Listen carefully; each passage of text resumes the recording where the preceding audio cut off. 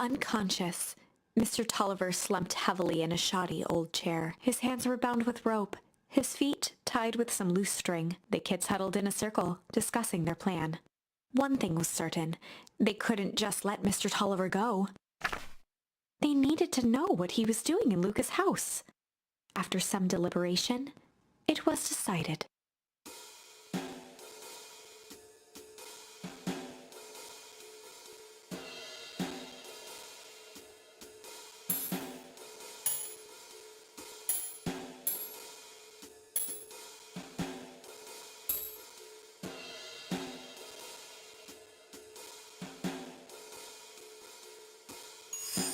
They'd run the classic good cop, hard cop interrogation.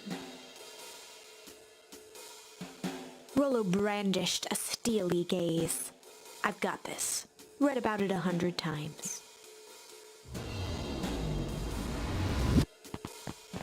Rollo swaggered past the chair which propped up the slumping Hiram Tolliver. Without even looking at his captive, he began with a long, bluster.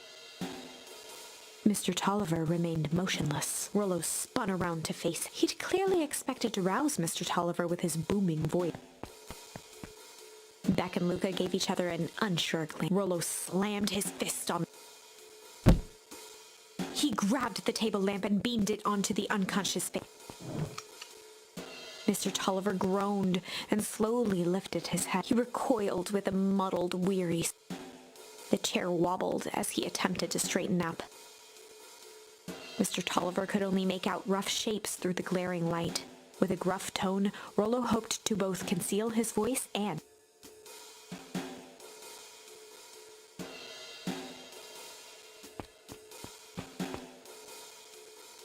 The doubtful expression on Beck and Luca's faces transformed into awe.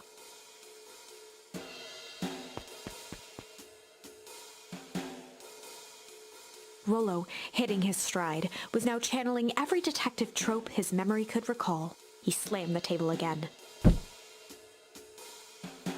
Mr. Tolliver's voice became desperate. He was nearly in tears.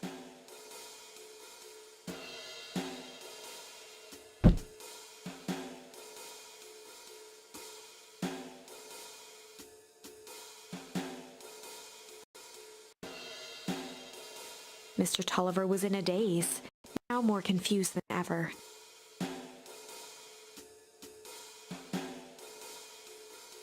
He shook his head, feeling more and more dizzy.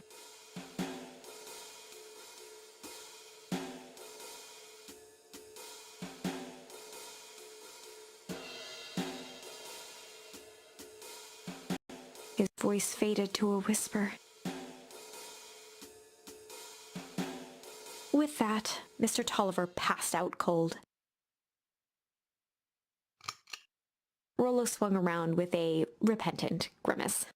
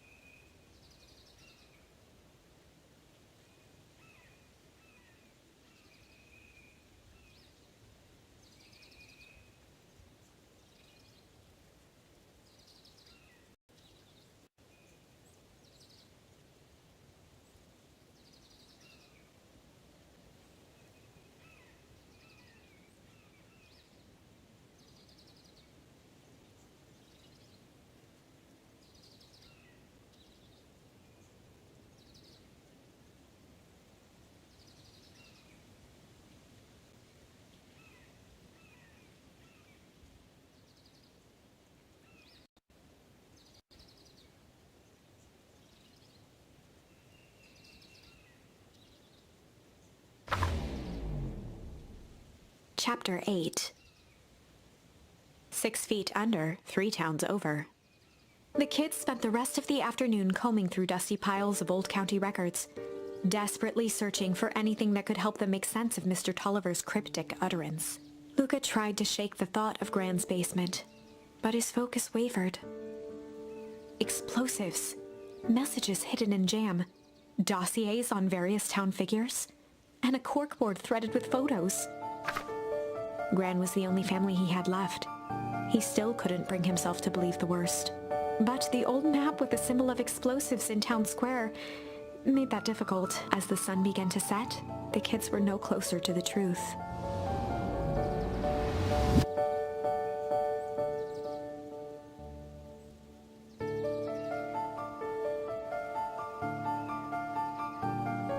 Rollo shut his book with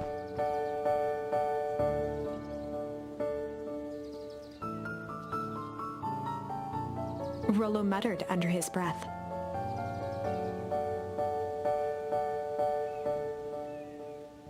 Beck slammed her finger down on the open page before glancing down to read.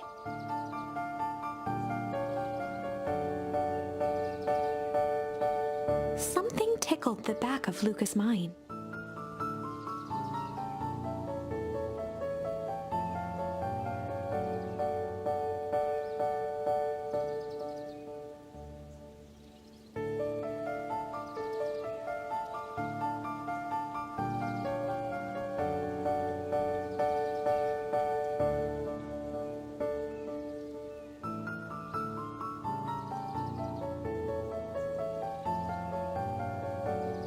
The question hung in the air.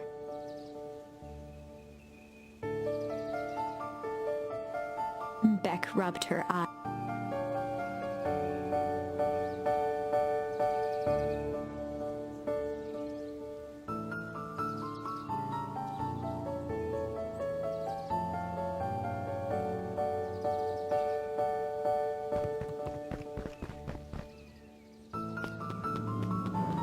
Luca's heart was pounding as he approached the house. If he was lucky, Gran, or whoever it was, hadn't gotten back yet. And of course, there was Mr. Tolliver tied up and unconscious in the basement. Dealing with him would be the first order of business. Luca shook out his arms to calm his nerves before entering.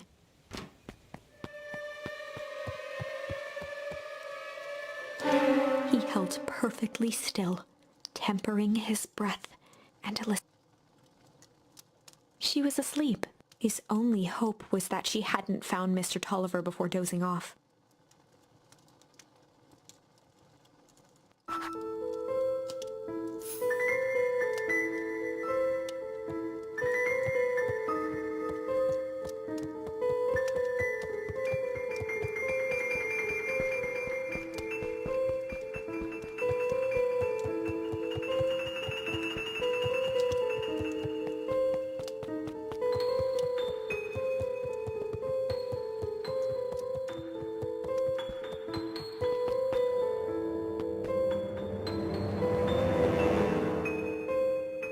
Mr. Tolliver was nowhere to be seen.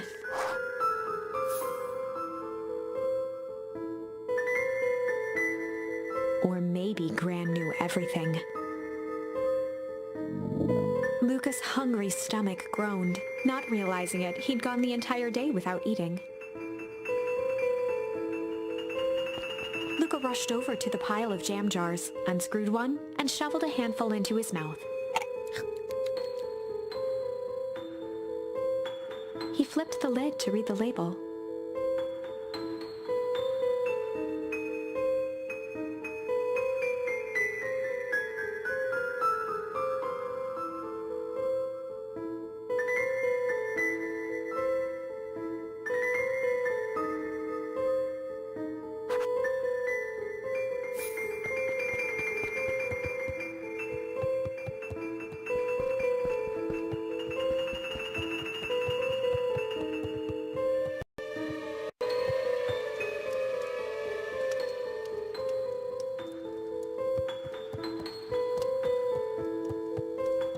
As Luca climbed the final stair, the emotion of the day dragged heavily on him.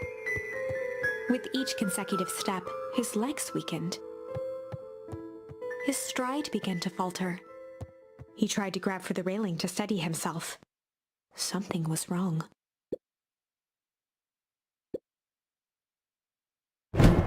Luca groaned, and his limbs might as well have been bolted to the ground. Through numb lips, he mumbled just before falling asleep.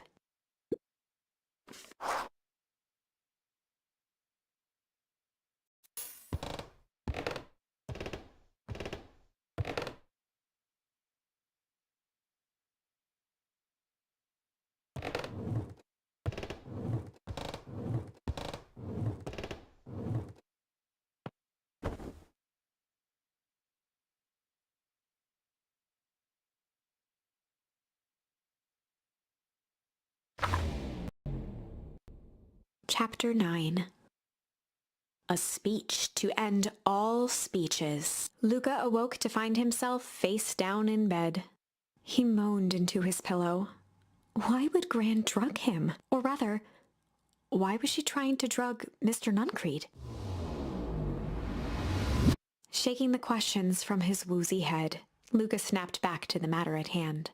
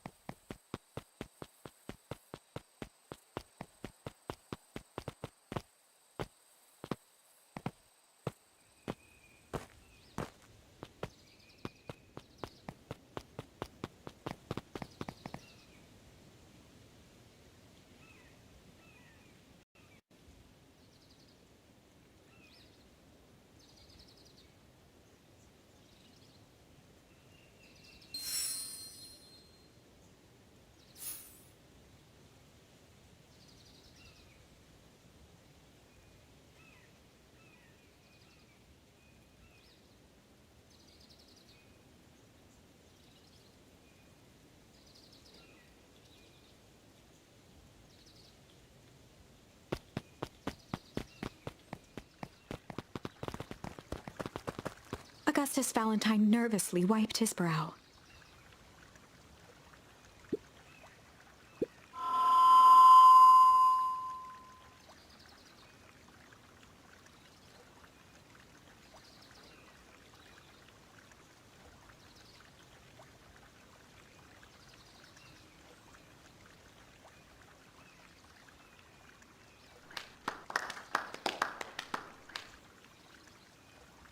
Gus cleared his throat and awkwardly loosened his tie. William Kerr bounded on the stage with the energy of a preacher at a big tent revival. He gave Gus a hearty slap on the back and motioned him.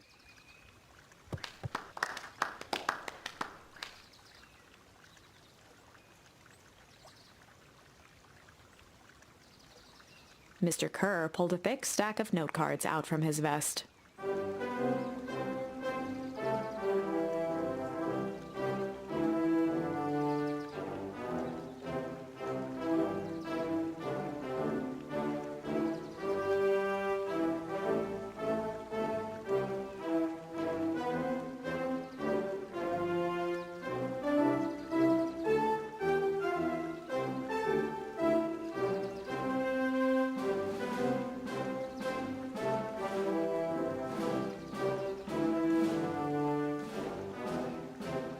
Mr. Kerr took a moment to survey the crowd. He wiped away a...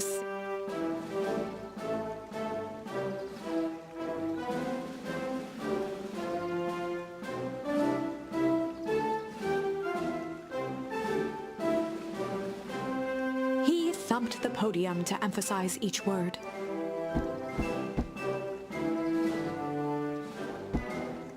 Mr. Kerr nodded confidently.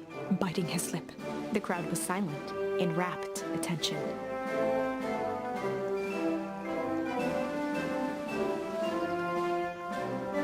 Mr. Kerr methodically made eye contact with each section of the crowd.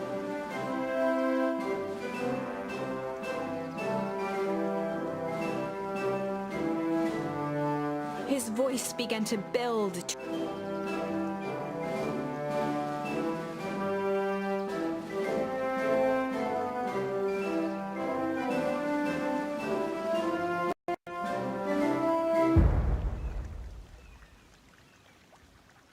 The crowd began to look around nervously. Mr. Kerr quickly flicked through his note cards.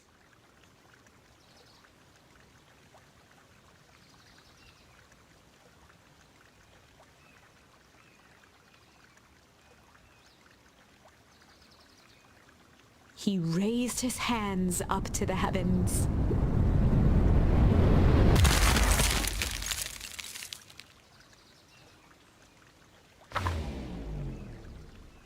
At that moment, a merciless wall of impossibly cold air ripped through the crowd, instantly freezing everyone and everything it touched. For a man like William Kerr, this was a fitting way for things to end. On a stage, with an entire town frozen in rapt attention. The end. There's that ice again! Whenever I think we're getting close, it comes along and ruins everything! Maybe we should just quit? Maybe you should just close the book, walk away, and never think of me again! No, I don't mean that. We got a little closer this time. We just need to try again. Please.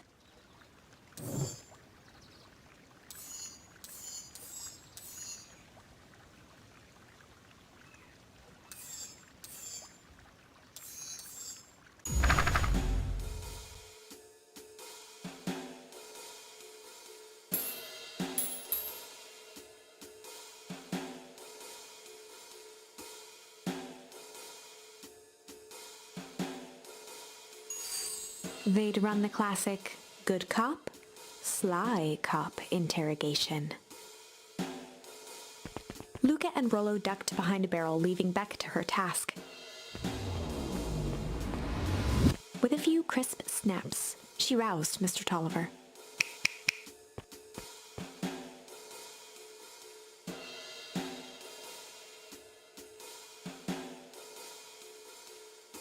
Mr. Tolliver looked down and shifted a bit, testing his restraints. Beck caught herself before letting the surprise manifest on her face. She'd already gotten him to reveal his relation. This was gonna be easy.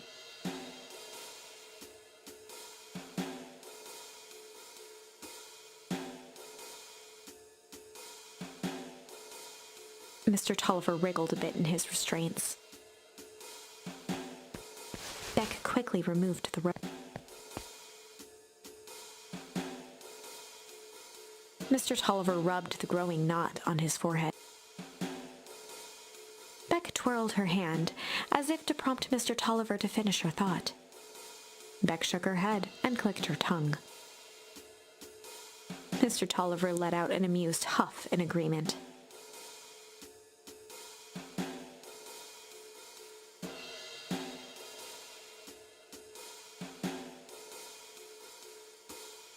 Beck was on a roll now, playing Mr. Tolliver like a fiddle.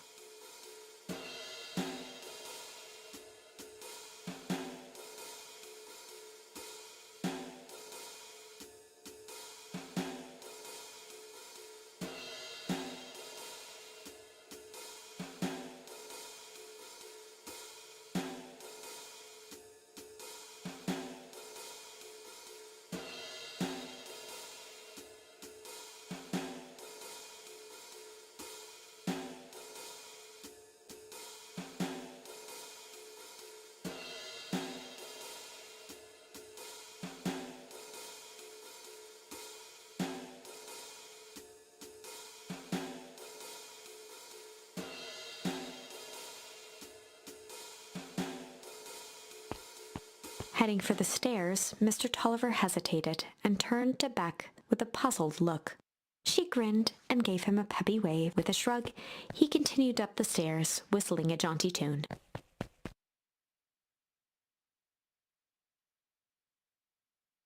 Beck blinked slowly and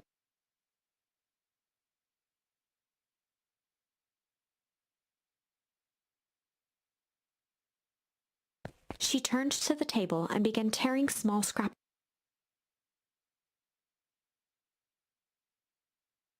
Beck marked each scrap of paper and leaned back.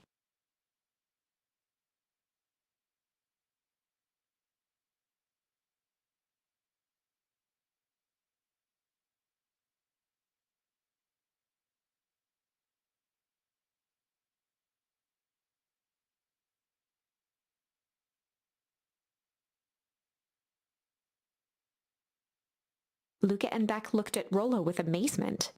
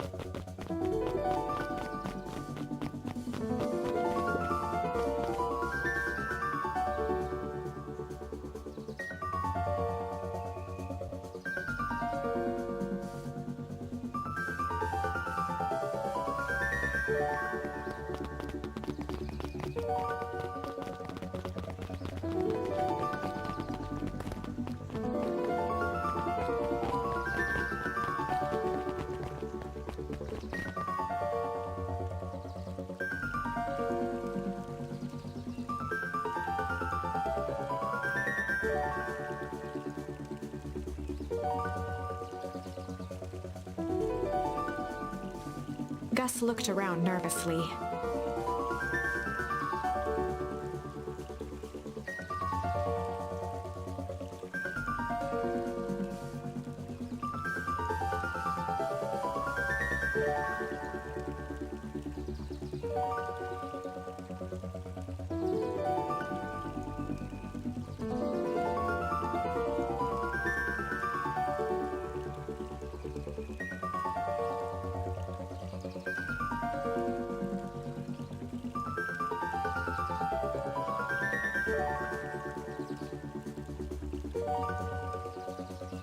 Eris's cry hung in the air.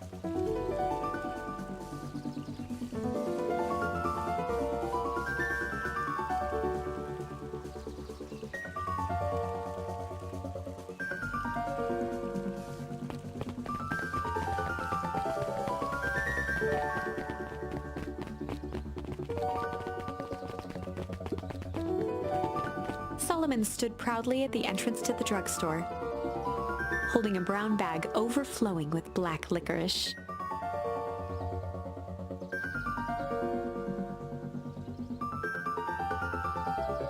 Solomon shoveled a surprising amount of licorice into his mouth.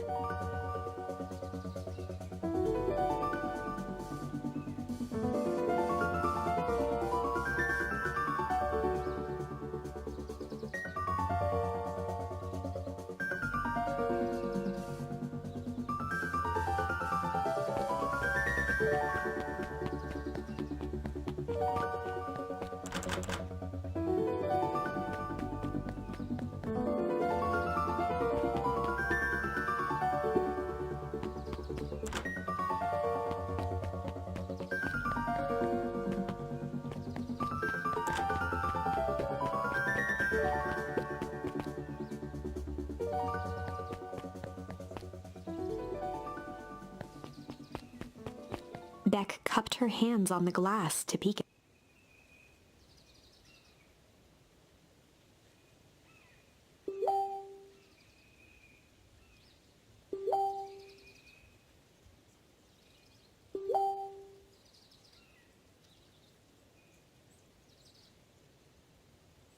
Beck flung open the door, and they all squeezed in.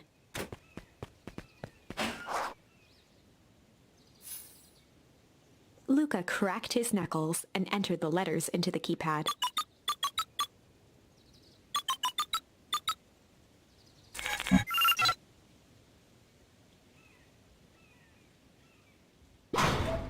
The inside of the phone booth dropped loose from its shell. Without even the space to panic, they closed their eyes, held their breath, and suddenly the chaotic descent slowed to an effortless landing. It was unclear where they ended up, but at least it was solid. The air was stagnant and smelled vaguely of chlorine.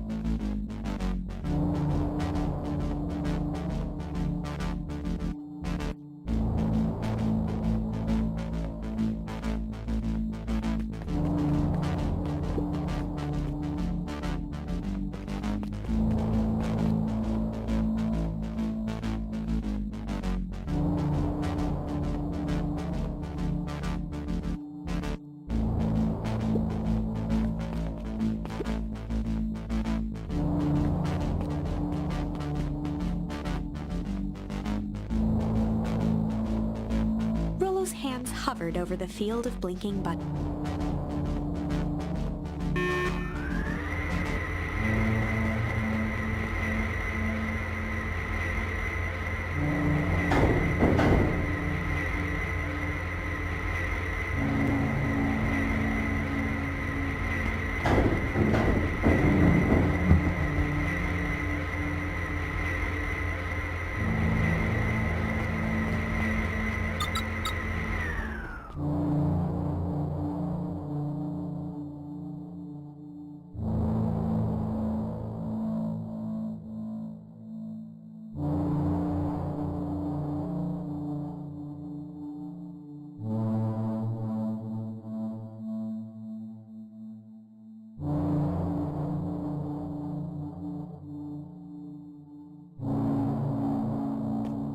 Joseph waited for a moment in silence.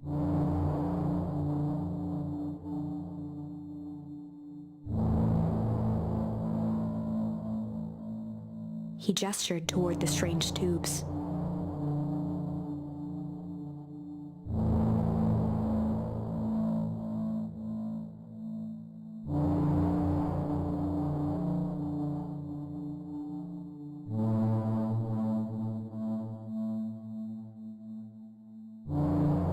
Nuncreed let out a growl of a sigh.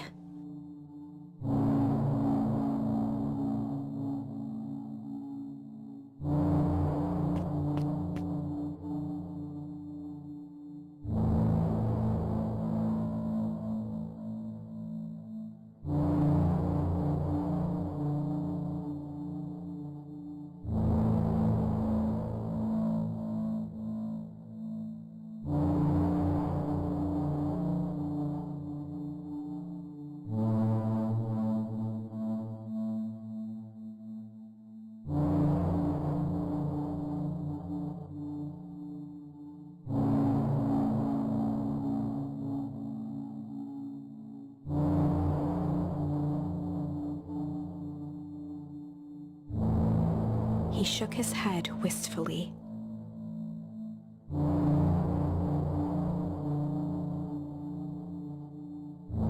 Nuncreed took a menacing step towards the children.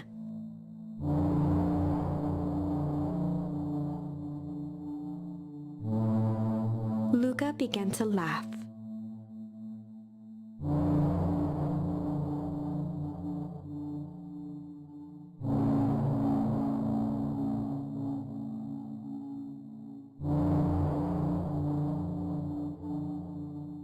The color drained from Nuncreed's face.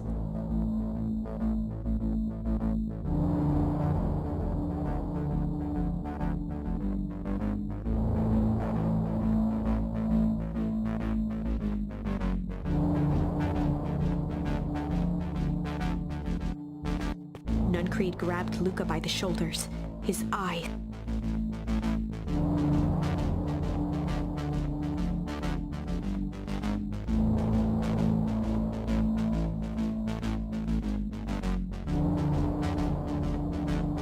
A jolt of realization struck Mr. Nuncreed.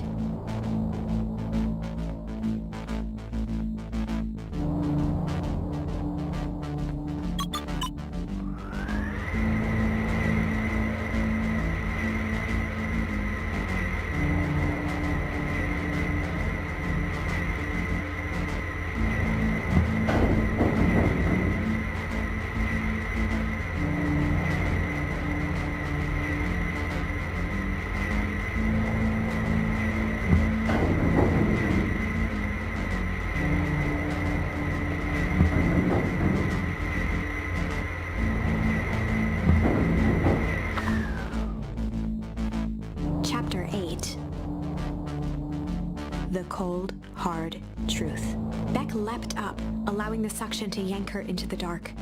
Dimness eclipsed around her like the shutter of a camera, as she seemed to cover great distance in mere... Her only points of reference were glints of upcoming turns, which approached with frightening speed. Only to carom her gracefully along, she heard the tinny, distant echoes of Rollo's glee. Once she stopped fighting against it, the ride was impossibly smooth. Then, all of a sudden, as if minutes had passed in an instant, light blazed into view. A burst of wintry air snuffed across her face, and she was flung out into...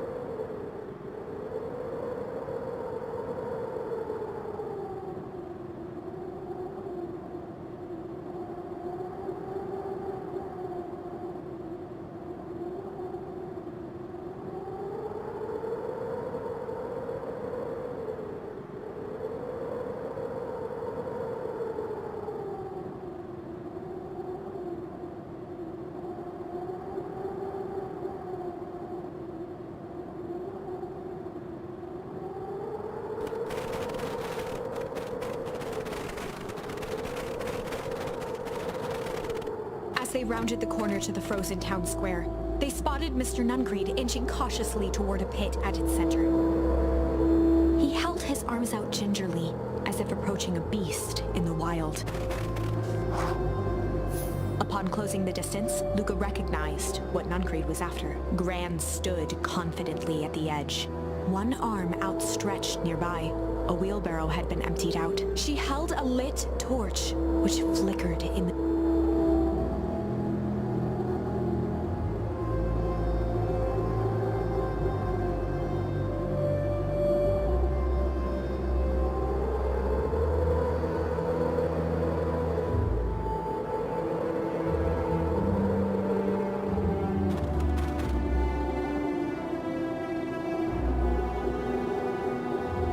Mr. Nuncreed turned back toward the kids, desperation in his...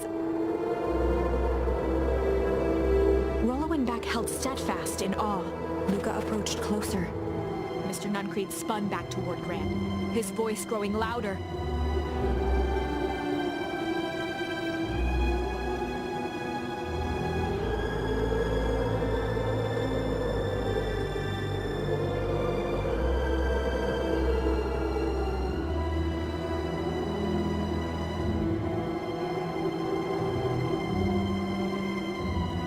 Mr. Nuncreed winced with anguish. His voice hardened.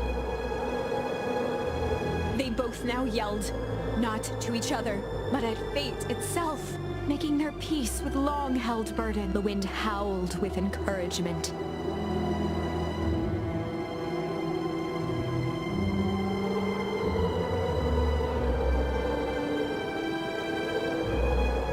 They menaced at each other, both catching their breath. The moment balanced on a knife's edge. Amid a blur of emotions and memories, Luca's mind flooded with the wind calmed, as if to give him the stage.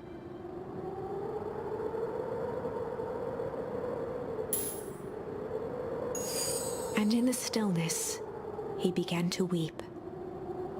It was all just too much. Falling to his knees, Luca whimpered softly. The tears crystallized as they hit the snow. Gran stared at Luca for a moment with warm sympathy, remembering why.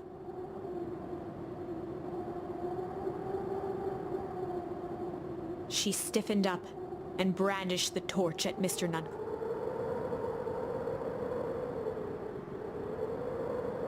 Ignoring his final plea, Gran flung the torch into the deep darkness.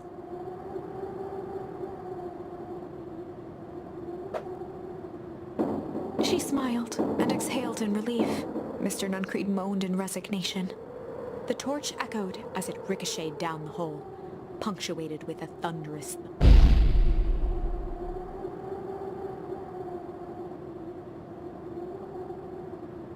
Before Gran could finish, the ground shook her to silence.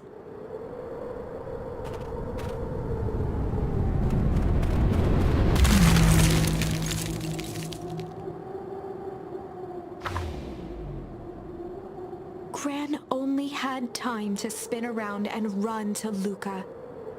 Her attempt to shield him, an honorable but trifling act.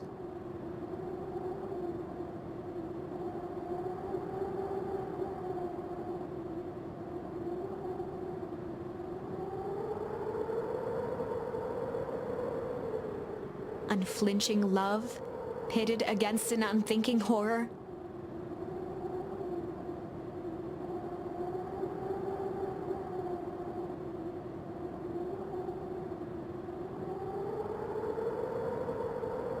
There was no contest. Her warm embrace froze in an instant.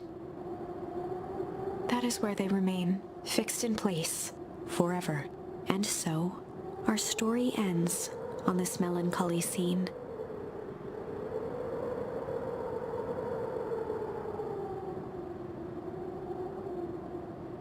In a town brought low by its secrets, sits the frozen statues of a misguided band of meddler. The end. Well, that was dire.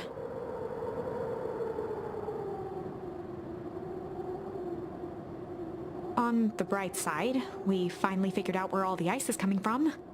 Now, we just need to find a way to deal with a mystic, unfathomable force of nature.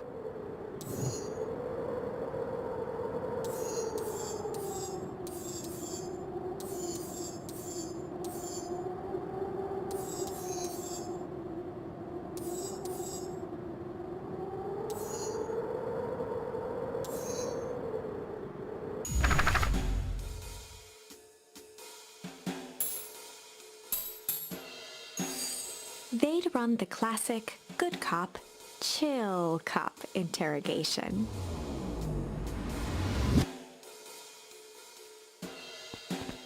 Luca Luca walked calmly to the light switch, flicking it off and on a few. Mr. Tolliver shook his head, gathering his wits. He looked over to find Luca, who returned a calming grin.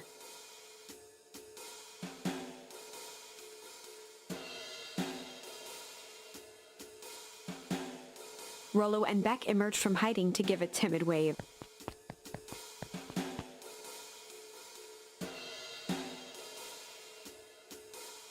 Luca glanced over to Rollo and Beck, who replied with skeptical looks.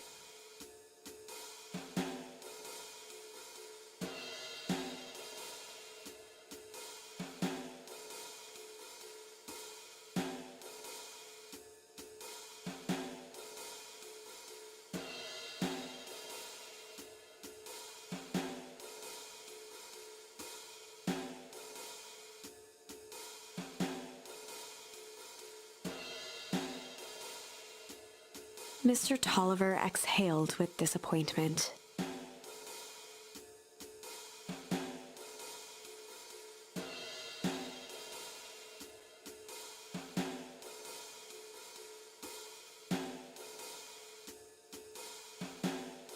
Luca gestured to the corner.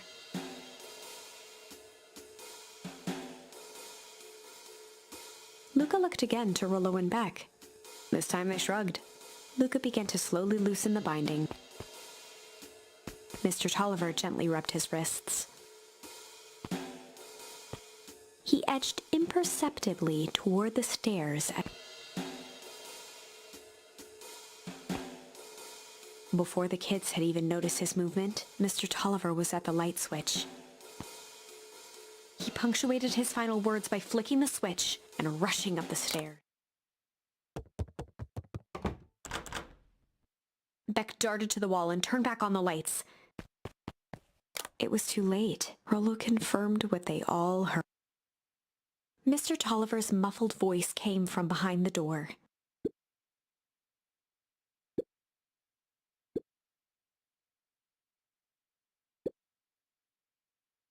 They looked bewildered at each other.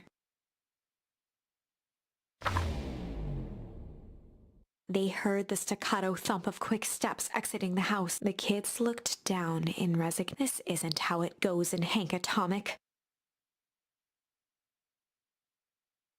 For some reason, they'd always assumed it was up to them to save their town. Luca opened his mouth, hoping to conjure some magical... Only a hollow croak escaped. The end. Well, we certainly aren't going to find a grand resolution to our tale. Locked back to the drawing board.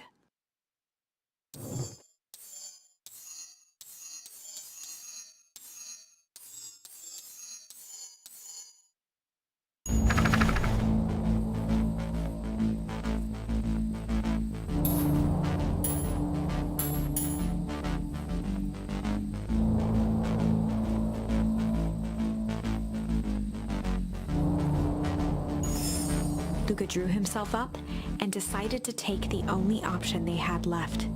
Flight. He squinted down the barrel of the mission control defense cannon, aiming it through an opening in the dense tree branches. He looked up with surprise as it struck true and taut.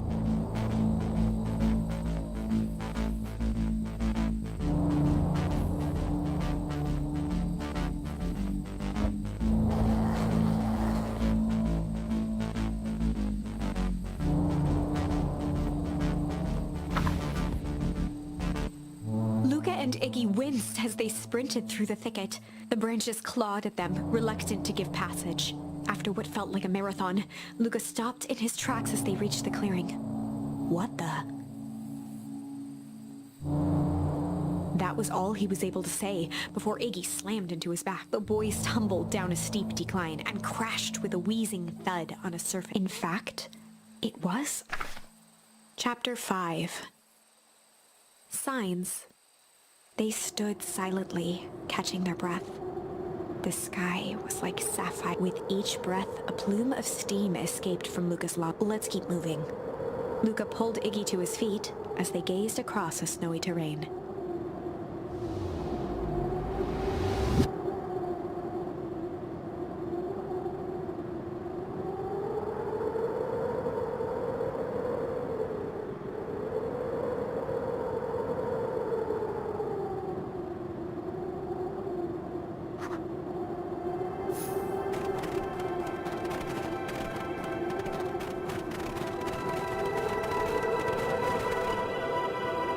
Luca had almost forgotten the walkie-talkie he was carrying. Luca looked at Iggy with hesitation. With a resigned sigh, Luca responded.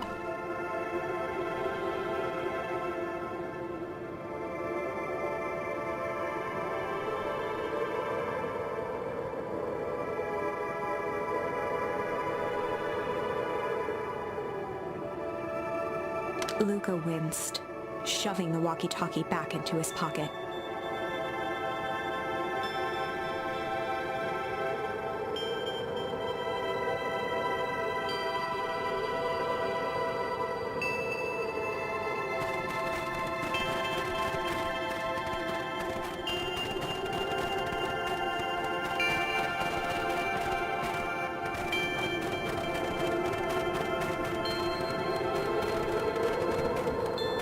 A disc of smooth metal was lightly covered. Two faint seams were visible along.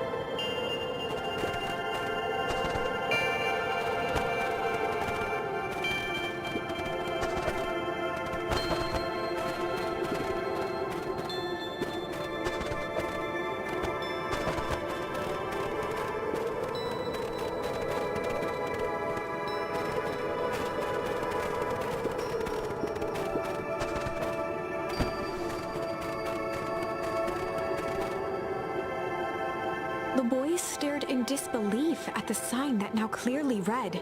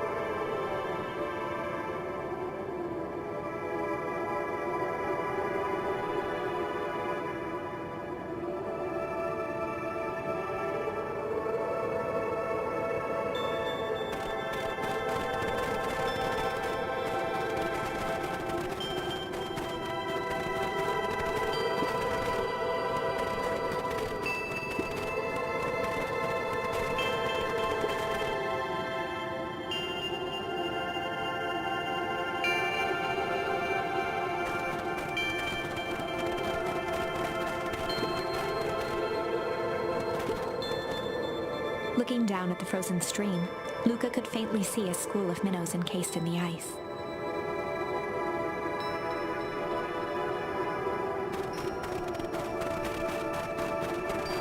The crunching of footsteps trailing Luca went hush. He looked back to see Iggy's face twisted with confusion.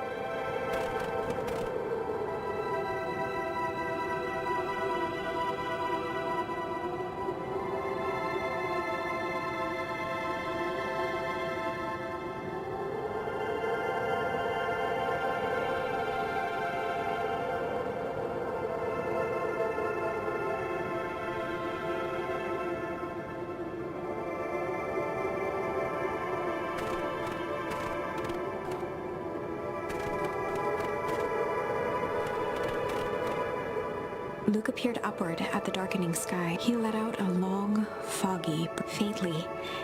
Iggy, seeing Iggy in such a pathetic state, gave Luca a sense of compassion, and more than a little guilt.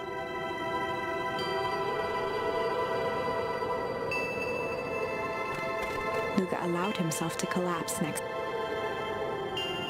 The boys huddled together for warmth and comfort. If not for exhaustion, their minds would be racing, trying to make sense of the events of as it was. All they had energy for was to sit in silence.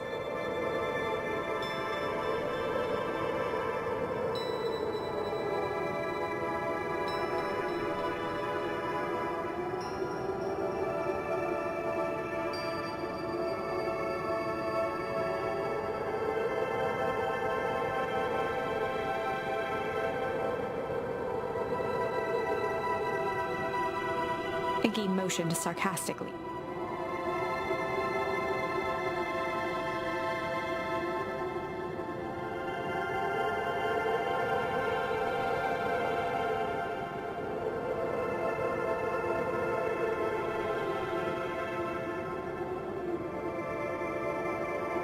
Iggy shrugged.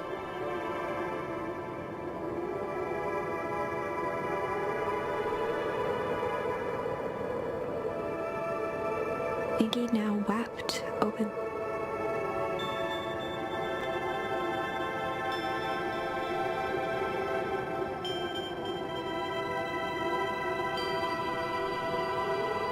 He wiped his nose with a sleeve. Luca gave a warm chuckle. Iggy cleared his throat as he wiped his eyes. Iggy arched into a walk. Luca's eyelids began to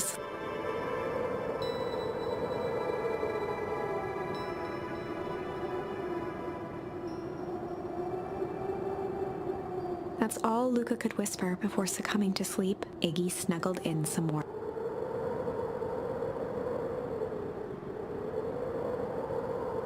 The house smelled of warm bread. Luca was playing with toy blocks on the living room rug. He looked up to see his parents on the couch. His mother held his father's head in her lap. She idly stroked his hair. A voice behind Luca spoke. "This is how you remember them." Luca turned to see his own face. The doppelganger from his dreams, still clad in a yellow hazmat suit, still carrying a look of disdain behind empty eyes. Aww, look at this perfectly cozy scene. The figure picked up a toy block and inspected it. It's amazing the facades that one can build given the right materials. Not that I blame us. These are a child. You don't remember, do you? Luca snatched the block from the figure's yellow-gloved hand.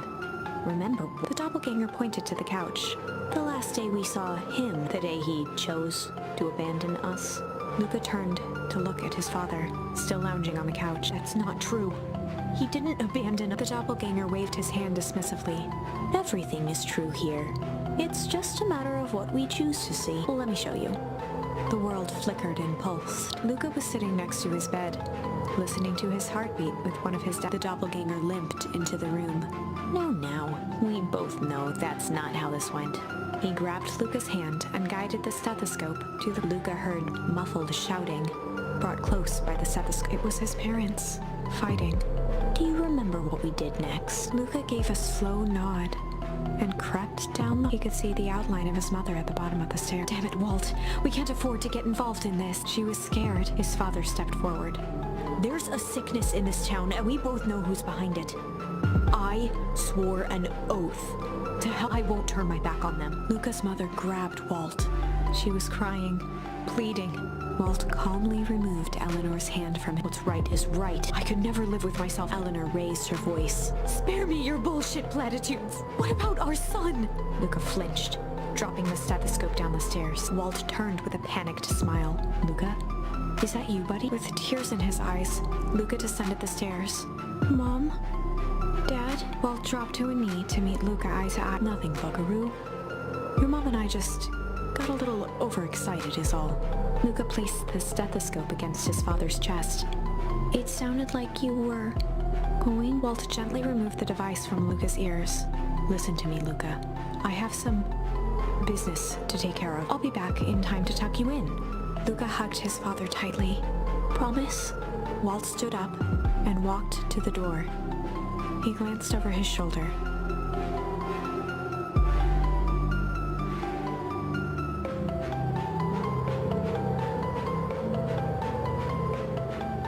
I promise.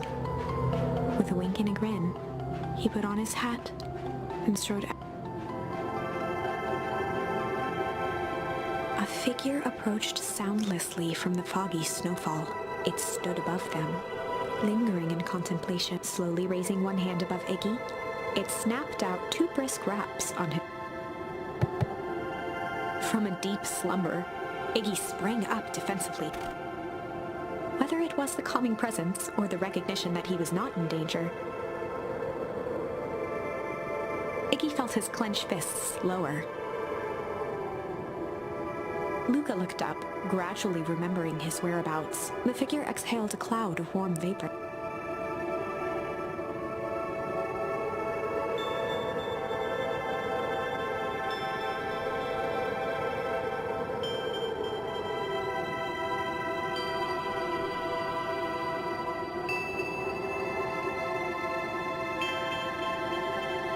When it came to complete strangers, Iggy had trouble cobbling together an insult.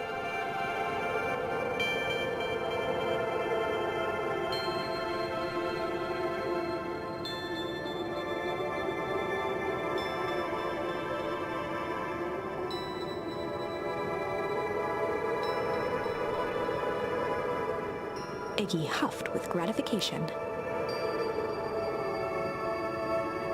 Nat began to turn away indifferently.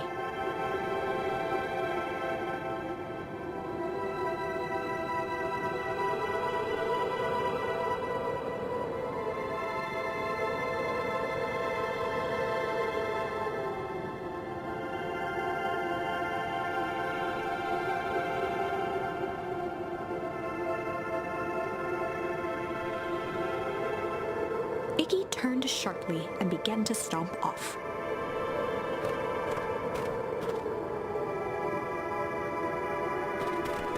Realizing he'd worn their patience then, Nat relented.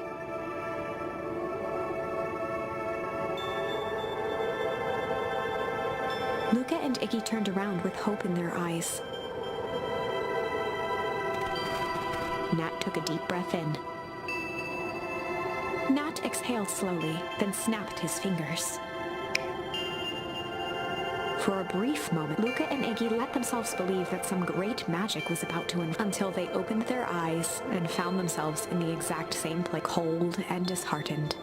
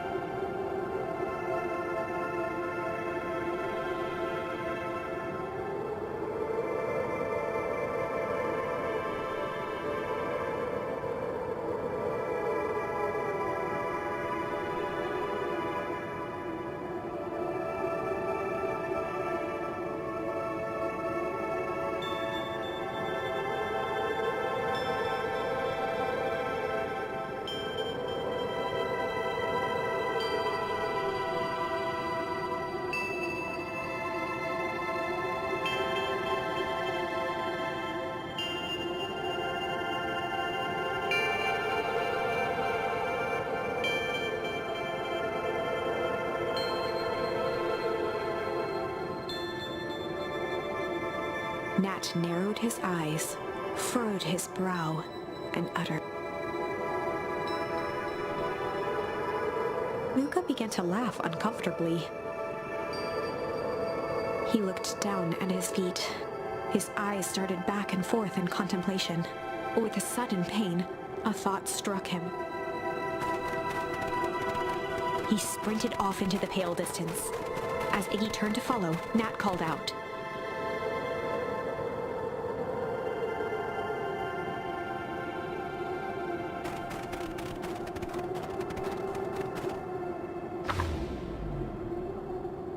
Chapter 6. The Source. Nat expressed his sympathy with a shrug and sauntered off as unassumingly as he'd arrived. He'd given Luca and Iggy what they needed, and nothing more.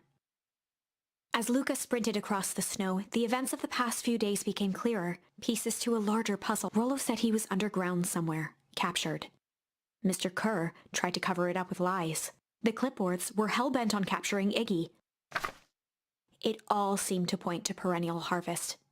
But right now, there was one thing that Luca needed to know. Luca stopped dead in his... The tree was gone. Uprooted and moved, leaving a rog. He dropped to his knees and dug wildly at the cold His numb hands hit something hard. A dry whisper escaped Luca's lips.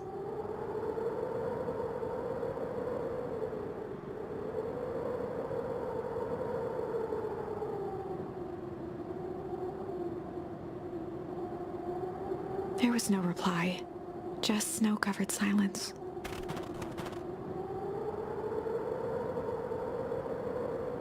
Iggy finally noticed the tears welling in Luca's eyes and the snow-covered grave.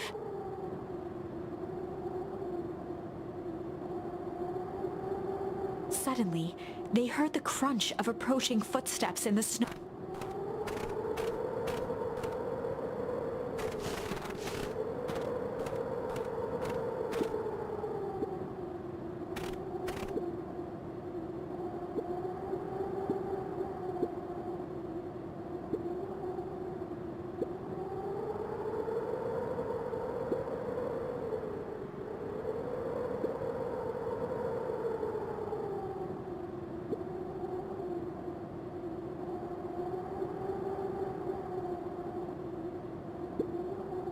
He bent down to scoop up a snowball and lobbed it playfully.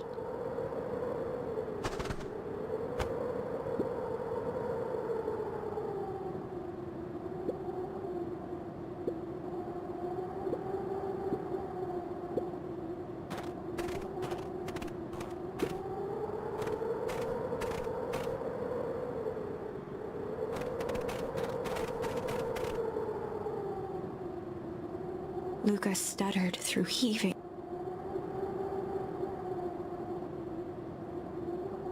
Iggy gave Luca a solid smack on the back of his head.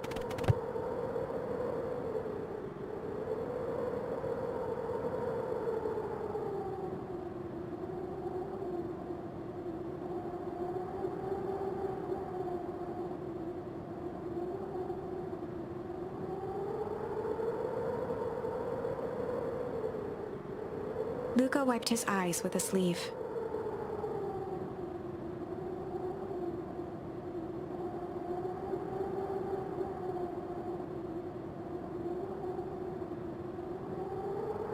Iggy flashed a mischievous smile and cracked his knuckles.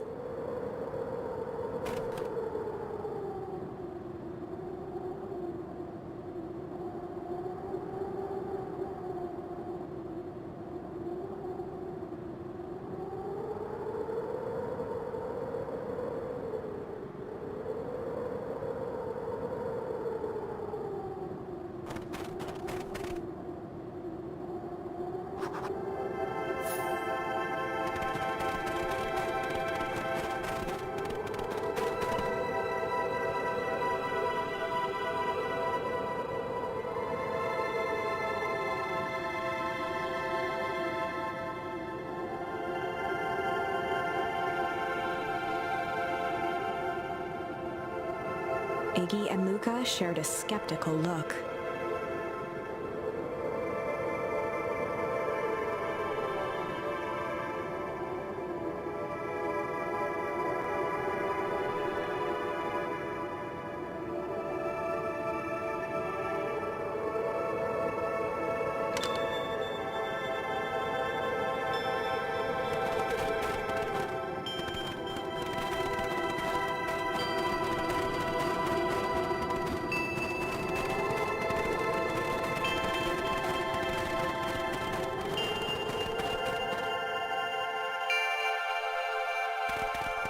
Iggy darted behind a large pine and began digging furiously. He emerged holding a shoebox with a crude skull painted on its lid.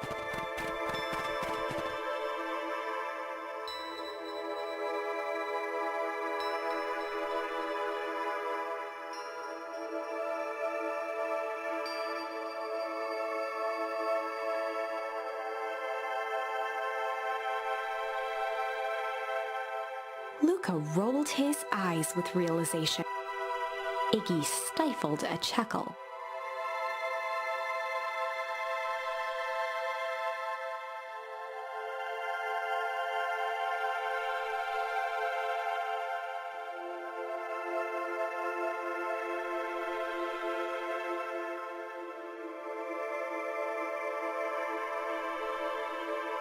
Iggy triumphantly raised the shoe.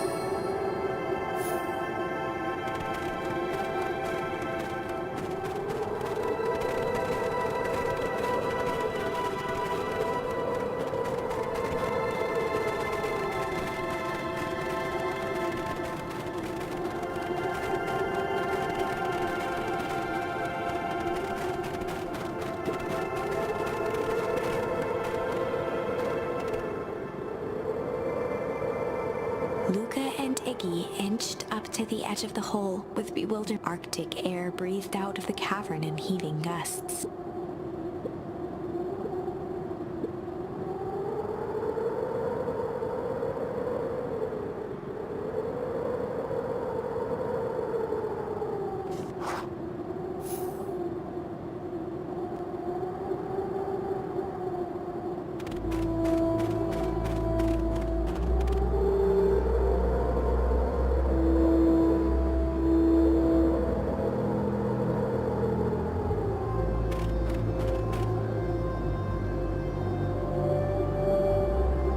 Mr. Kerr gazed down the abyss in contemplation.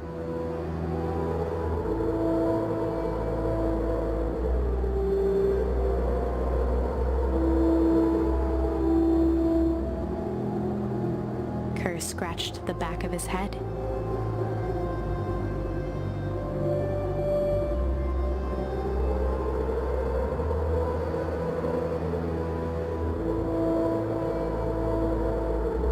His face contorted into a saccharine grin.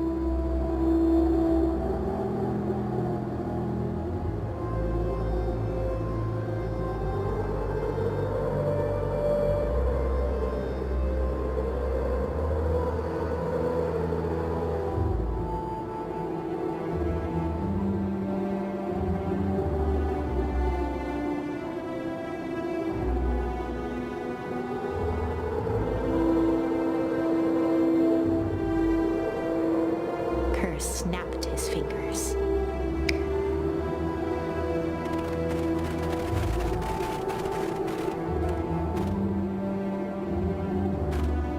Iggy turned to Luca with a sly glance.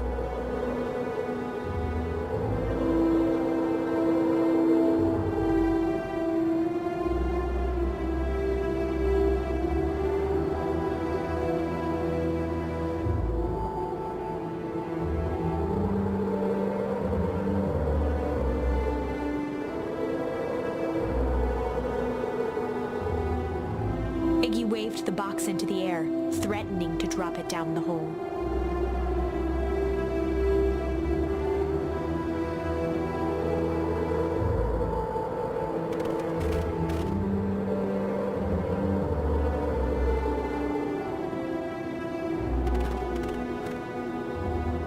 Iggy plucked a single bottle rocket from the box and held it up with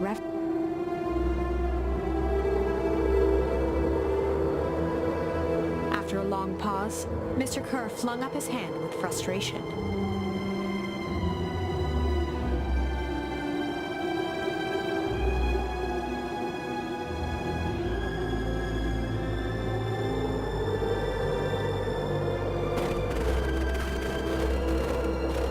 Mr. Kerr sighed into the frigid air. With a nonchalant flick, Iggy tossed the firework into...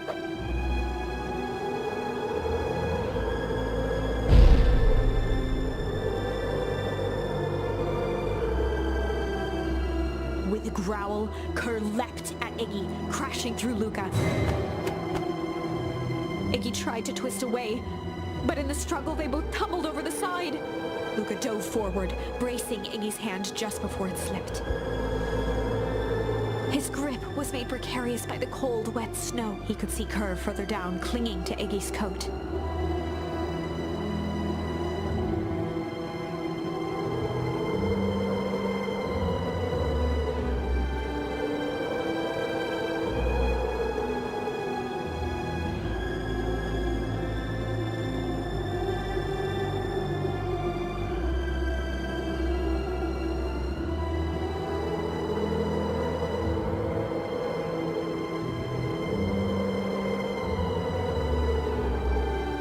Mr. Kerr gasped with insult.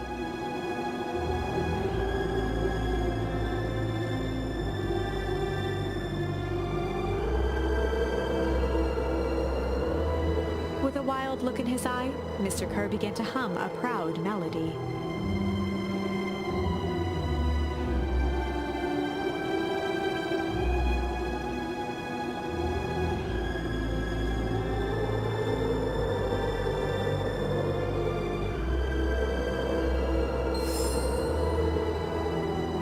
Luca's hand began to cramp. His voice began to crack.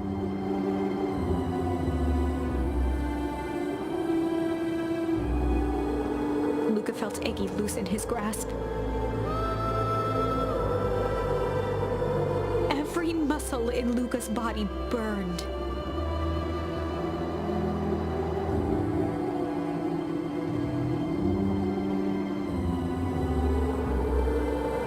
Luca felt his hand slipping.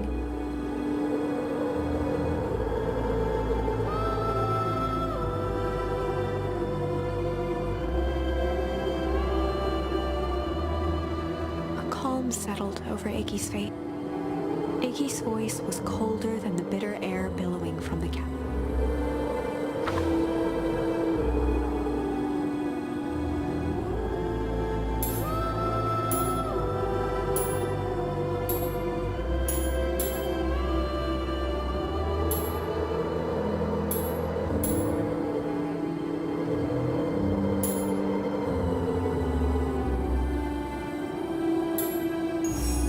Luca had no choice but to refuse Iggy's request. He tightened his grip and reached for the walkie-talkie in his pocket. A wild delight crept onto Mr. Kerr's face. "That's a good lad." Now, Iggy begged Luca with his eyes one last time, but Luca pressed the button and called, We need help. Mr. Kerr is in danger." It wasn't long before they were once again surrounded by clipboard. Mr. Kerr sighed with relieved frustration. "There you are. You really are a worthless lot, aren't you? Mirror, now." A clipboard dutifully produced an ornate ivory hand mirror, and Mr. Kerr began preening his tousled hair. "Ah, that's better. Mr. Van Horn, I applaud your sharp thinking under duress. I'll put in a good word for you with the founder. Take them away." A swarm of hands overpowered Luca.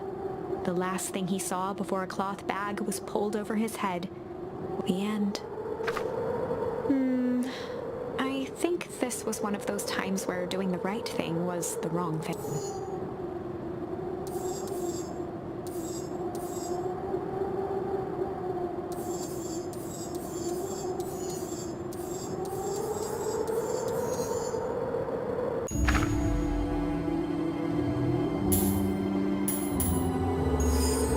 Luca had no choice but to accept Iggy's request. With a quiet blink, Luca watched a teardrop sail down into the howling void. As his fingers slowly gave up, he met eyes with Iggy.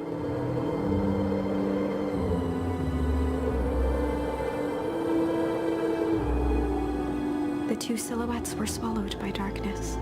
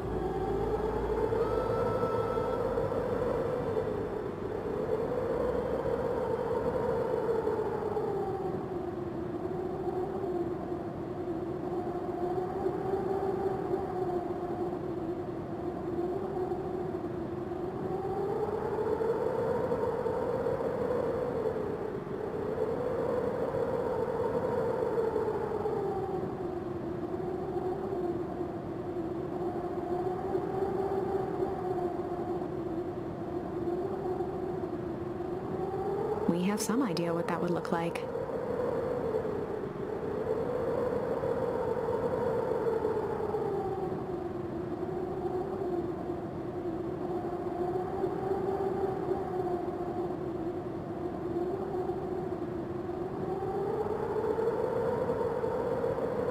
A fierce twinkle flashed in Nat's eye.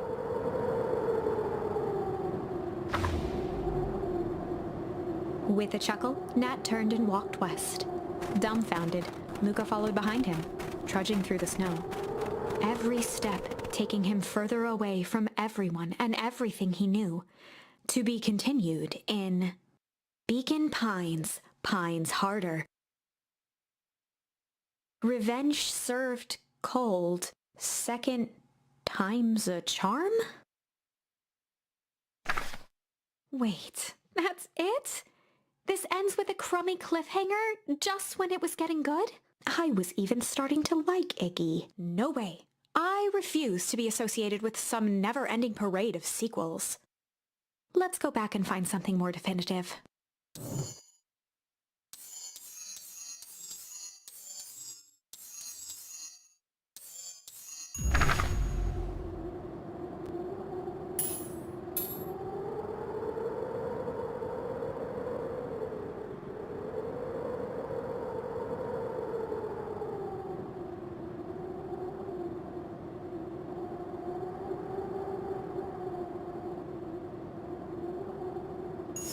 And in the stillness, he began to hum. After the death of his father, Luca had trouble sleeping. Each night, his mother would sit at the foot of his bed and hum a gentle melody. It was the only thing that could calm his mind, the only thing that, however briefly, could make it all seem okay. That melody pervaded every memory Luca had of his mother. Shivering in the raw snow, he began to hum it out loud.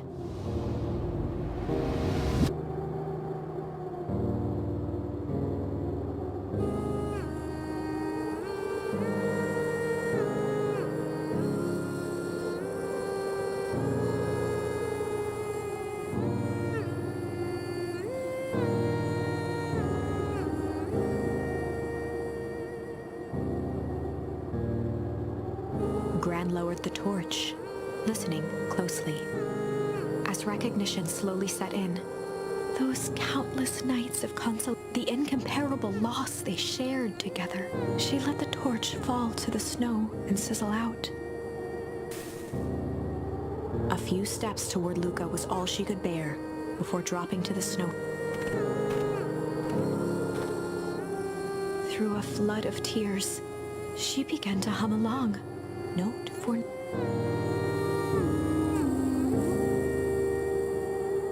Luca lifted his head in astonishment. The last time he heard that melody was the last night he saw his mother.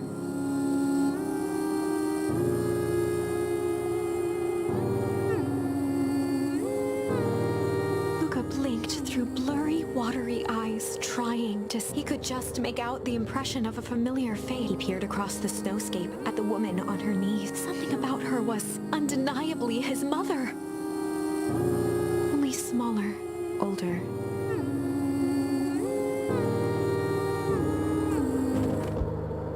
Luca sprinted as fast as he could toward his mother. They held each other close, and the cold retreated.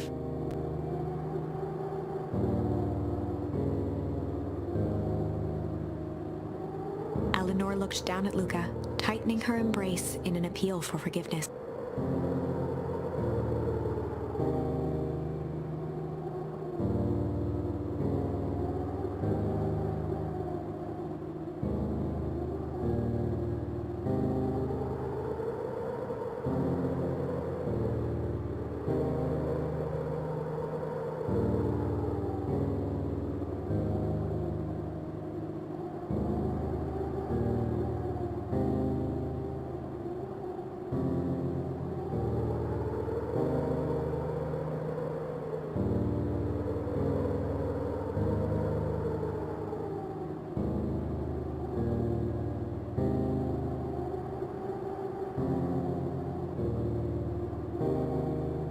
Joseph slumped into the cold, wet snow.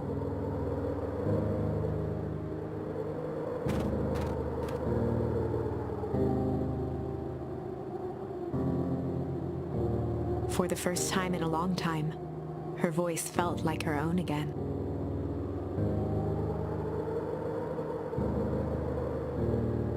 Luca gazed down at Nuncreed with pity.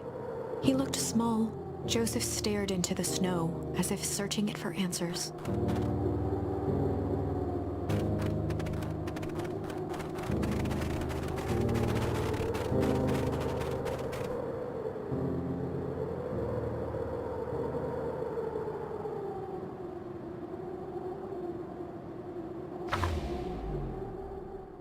Chapter 9. The Devil You Know, 7 months ago. Eleanor Van Horn crept down the maze of sterile hallways under. She stopped in front of the large steel door marked Deep. No turning back now. She raised a trembling hand. The stolen keycard worked as promised, and the door buzzed open with mechanical efficiency. She was immediately hit with the smell of disinfectant. It was some sort of laboratory. In one corner was a desk covered in papers. Across the room stood a tall metal pod with hoses. She rushed to the desk and began shifting through the piles of paper. They were experiment reports on something called Tempus Liquamen. There were dozens of them. Every one stamped failed. Eleanor heard the sharp echo of footsteps approaching. She was out of time. Her eyes scanned the room, eventually landing on the strange pod. Muttering a curse under her breath, she dashed over and dove inside.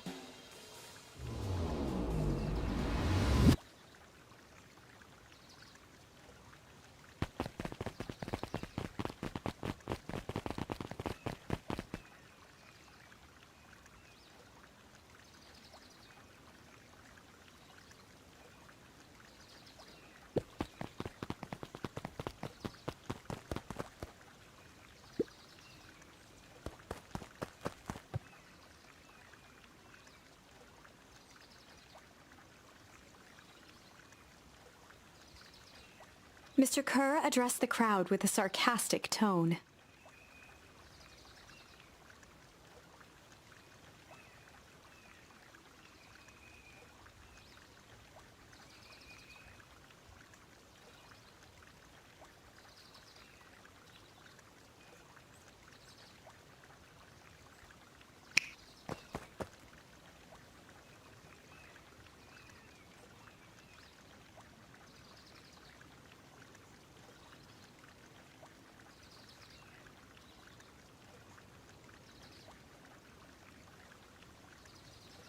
Whispers filtered through the crowd.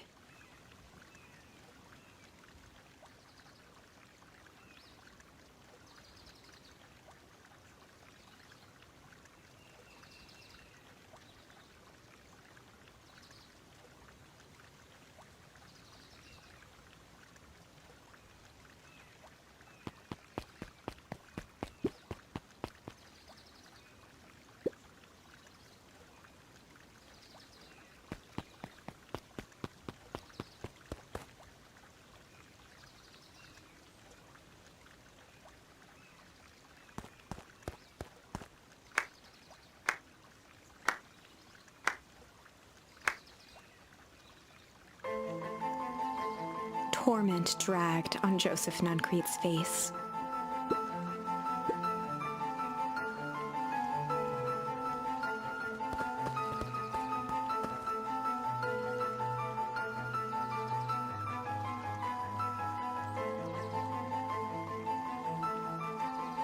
He paused for a moment, plucking a piece of fuzz from his sweater and discarding it to the ground.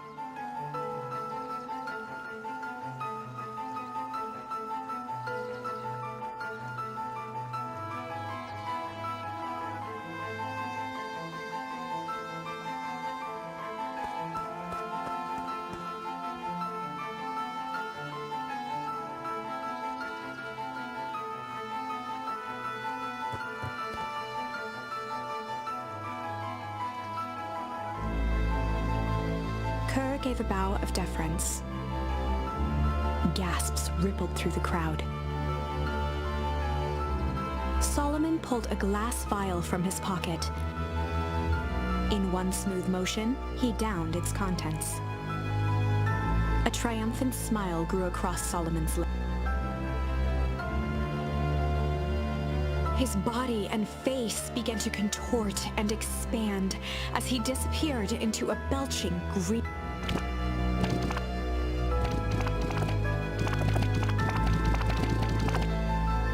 A hushed horror gripped the crowd. This is a story about change.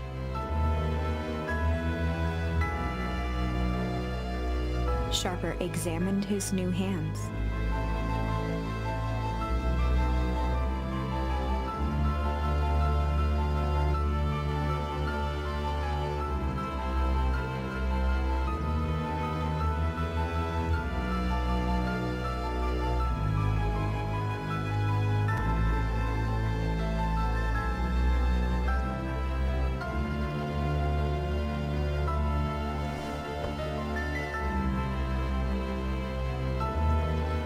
Sharper choked out a crude squawk of laughter. Frustrated grumbles sprinkled through.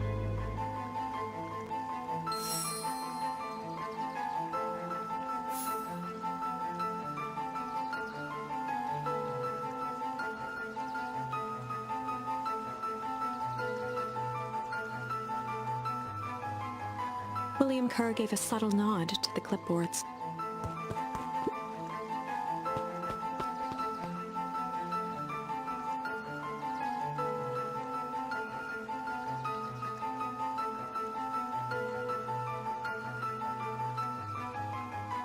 A helpless quiet settled over the crowd.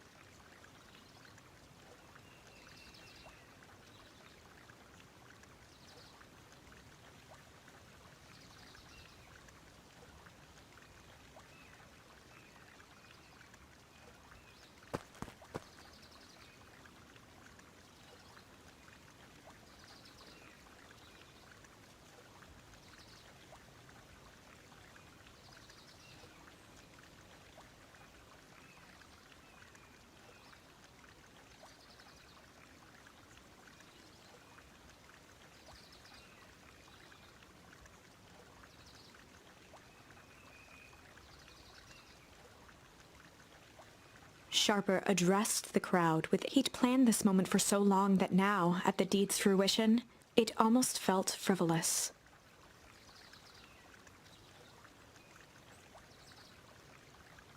Mr. Kerr flourished a preposterously elaborate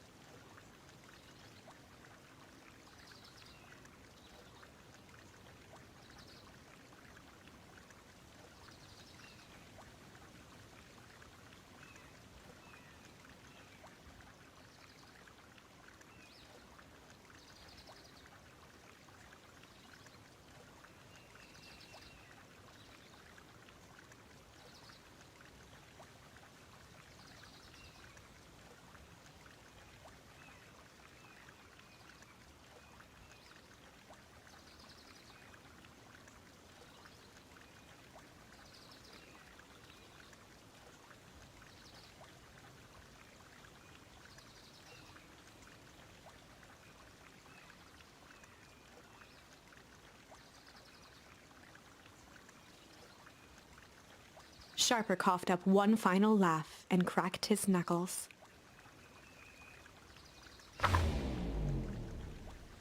And so, Sharper set about remaking the town in his own image. The fertilizer factory soon reopened for business. Sales rose steadily as more and more farmers across the countryside began to swear by its miraculous properties. Beacon Pines became famous, a secretive town that, for the right price, shared its gifts with all. Gifts that became more and more necessary in a world where winters grew longer. This is wrong, but you can feel it, right? We can't let Sharper win. He might just be the key to this whole... Let's see.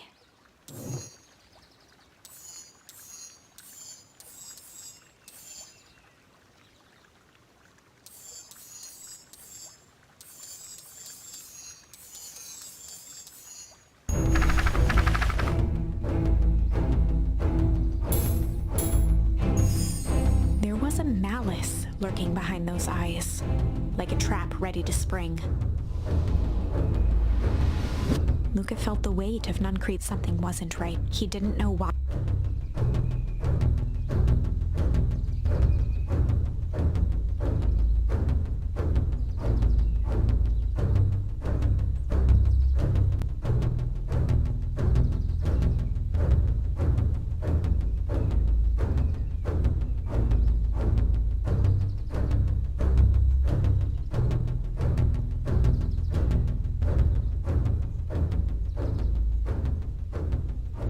Luca twisted free of Nuncreed's grasp.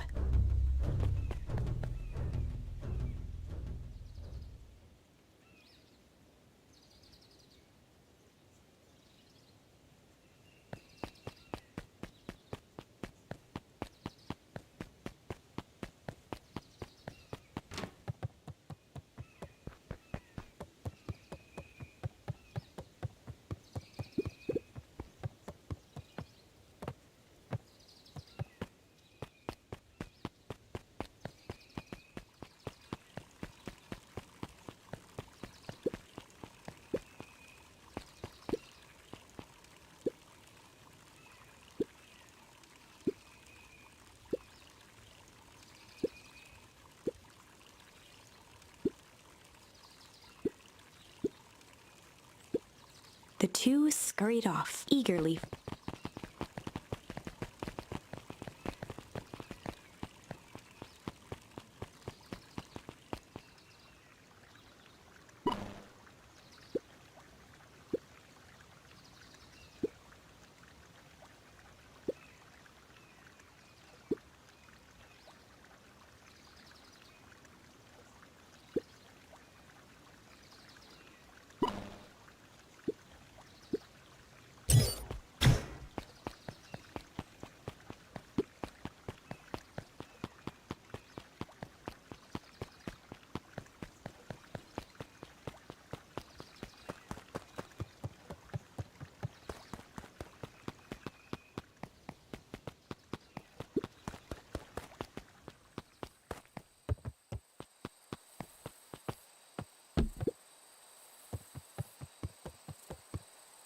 He aired a long holler into the woods.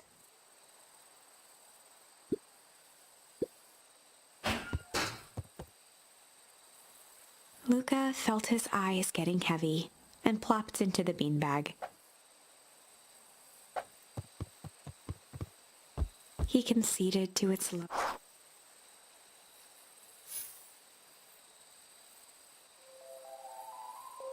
Once again, Luca found himself in a... This time, he knew exactly where... He took a single confident step. The world flickered in pulse. He found himself standing in front of the frigid air, the source.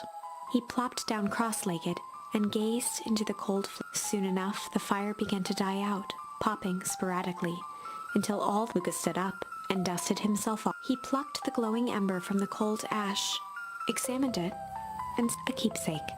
The voice of his father spoke behind him. "You made me proud, Buckaroo." Luca turned to face him. "Dad, what is this place?" A warm grin grew across his face. "A place where everything that has been and everything that could be Luca found himself staring at his father's face, trying as hard as he could to memorize every single... Wait? Another voice spoke out, as Luca's doppelganger stepped forward. That's... Without knowing why, Luca began... Is any of this real?